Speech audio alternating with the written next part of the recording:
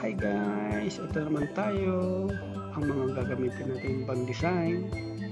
Ayan po. Ayan ang Anthurium, white leaves, eucalyptus, veronica.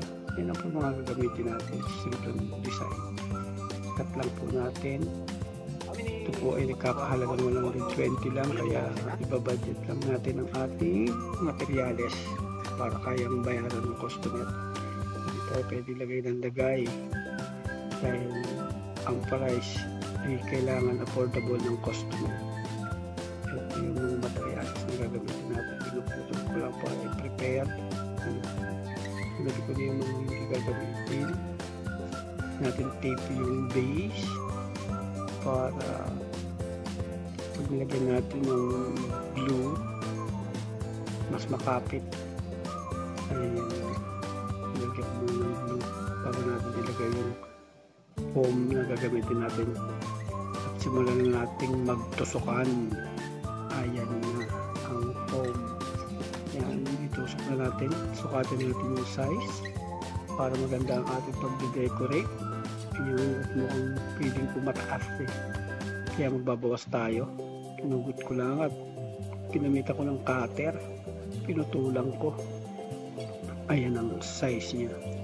Isusunod natin at dalawa lang ang Anthurium na ginamit ko para mas mura, affordable ng customer. Salamat po sa mga nanonood. Hindi pong kalimutan mag-like and subscribe at pakitapos na po ang video ito. Ito lang po ang design na gagamitin natin. Ayan po ang veronica. Yung design lang po natin mula baba sa medium and sa height niya. Yan po ang design na gagawin natin. Sana po yung magustuhan niyo po itong design natin. Magkaroon kayong idea paano kayo gumawa ng design dyan kahit nasa bahay lang kayo. Yan lang naman yung mga materyales. Simple lang siya. Yan. Kailangan nyo gamitan ng cutter para bawasan lang yung mga leaves para maitusok nyo ng malalim sa foam para hindi agad siya natatanggal. Yan. Parang ito out of design po ito eh. Hindi ko na po yan gagamitin. Kaya magdadagdag na lang tayo ng ibang materyales ulit. Ayan ang eucalyptus. Dinidesign ko na. At ayun, sinadjust ng customer kung saan ko ito ilalagay yun. Dahon yun. Panghuli na lang yun. Ayan. Nagputol na naman tayo ng veronica. Veronica sa harap. Ayan po ang ating design. Kulang pa, dagdagan pa natin para mas magmukhang maganda. Magpuputol pa tayo. Ito talaga ayoko na yun. Inalis ko na. Magdagdag na ng tali.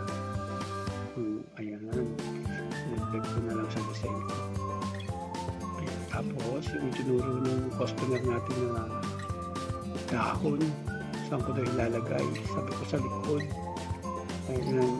Na-design ko na maayos. Yung po yung design. Lagay na natin yan. Ang green, sabi niya sa ko doon ilalagay. Ilalagay ko lang sa likod. Wala naman siya ibang paglalagyan doon. Hindi sa likod lang. Takpan natin yung likod. Yun, may apat yung napili niya. 3 na lang nilagay ko. Kasi nagdagdag naman ako ng materyales. Kaya yan. Nasa budget pa rin siya. 120. Sana po nagustuhan niyo po yung design ko.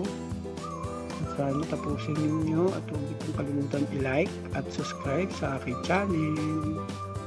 Salamat po sa lahat. Salamat sa suporta.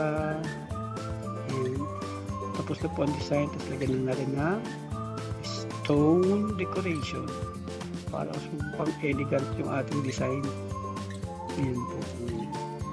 Ganyan lang po. Kaya matatapos na po tayo sa design natin. Pwede nyo na po siya ilagay sa center table ninyo o sa gilid ng chair nyo. Lalo na kayong design. Sana po naibigan ninyo. Huwag po kayo mahihiyang mag-like at mag-subscribe. Salamat po. Thank you, thank you. Matatapos na po tayo. Thank you so much.